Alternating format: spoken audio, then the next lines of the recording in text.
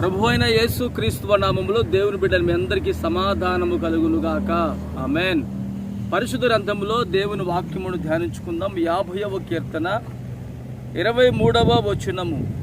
స్తుతియాగం అర్పించువాడు నన్ను మహిమపరచుచున్నాడు, నేను వానికి దేవుని రక్షణ కనపరుచున్నట్లు వాడు మార్గము సిద్ధపరచుకునేను.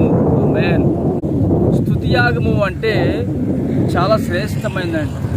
ఈ దినములలో స్తుతియాగము చేసేవారు చాలా అరుదుగా కనబడుతూ ఉంటారండి.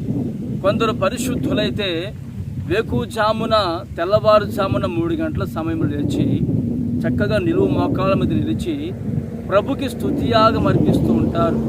వారి జీవితంలో వారు దేవుని కృపను అపరిమితంగా పొందుకుంటారండి. ఆ కృప ఏమి చేస్తుందంటే వారి జీవితాన్ని ఆశీర్వాదకరంగా మలుస్తుంది. వారు ఎక్కడికి వెళ్ళినా వారికి జయమే కలుగుతుంది. వారి జీవితంలో అపజయమంటూ కనబడదు.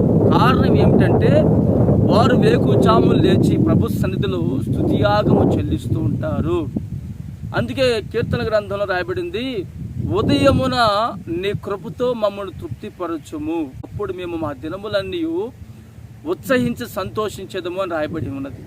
మరి సంతోషము కావాలంటే సినిమాలకు వెళుతున్నారు, సంతోషము కావాలంటే పిల్లలతో ఆడుకుంటున్నారు, సంతోషము కావాలంటే స్నేహితుల దగ్గర వెళుతూ ఉన్నారే కానీ దేవుని సన్నిధిలో ప్రభుని స్తుతించాలా అన్నటువంటి ఆ దైవ సంబంధమైన జ్ఞానము లేని వారు చాలామంది ఉన్నారండి. ఈ రోజున స్తుతియాగం అర్పించే వ్యక్తిగా నీవు ఎప్పుడైతే నిలిచి ఉంటావో నా ప్రభువుని నిశ్చయముగా నీ జీవితంలో ఆయన మేలు చేయగలిగిన వాడు. నీవు స్తుతియాగం ఎప్పుడైతే చెల్లిస్తావో ఆ స్తుతి అర్పణ ద్వారా, ఆ స్తుతి యాగము ద్వారా దేవుని నామానికి మహిమ కలుగుతుంది. నీ జీవితంలో నీకు అవసరమైనటువంటి ఈవుల చేత ఆయనను తృప్తిపరచగలిగిన వాడు. యోబు అట అరుణోదయమున లేచి తన పిల్లలు కానీ తన భార్య కానీ ఎక్కడైనా పాపంలో పడిపోయారేమో అని చెప్పి తన పిల్లల విషయమై ప్రభుకి స్తుతియాగము చెల్లించేవాడండి.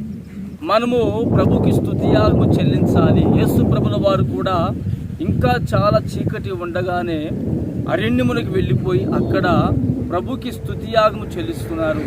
ఈ రోజున స్తుతియాగము అనేది చాలా శ్రేష్టమైనది. ఆ స్తుతియాగమును ఎప్పుడైతే కలిగి ఉంటావో, స్తుతియాగము అనగా ప్రభువుని స్తుతించడము, ప్రభువుని స్తుతి ద్వారా మహిమపరచడము. ఇప్పటికే నువ్వు చేయించుకున్నావు, ఇంకూ నువ్వు చేయలేదేమో, నీవు చేయము. నా దేవుని యొక్క రక్షణ అనేది నీకు కనపరచబడుతుంది. నా దేవుని యొక్క ఘనమైన కార్యములు అనేవి నీవు పొందుకుంటావు. నిశ్చయముగా స్తుతియాగము ద్వారా నీ జీవితాన్ని నా ప్రభు ఆశీర్వదించును గాక. ఆమేన్. ప్రార్థన చేసుకుందాము. ప్రేమగల తండ్రి, పరిశుద్ధుడా, స్తోత్రం చెల్లిస్తున్నాము నాయన. స్తుతియాగం అర్పించువాడు నన్ను మహిమపరుచుకున్నాడు అన్నట్లుగా ఈ రోజు నీ బిడ్డను తండ్రి మీకు స్తుతియాగము చెల్లించేవారుగా ఉండగా వారిని మీరు ఆశీర్వదించండి.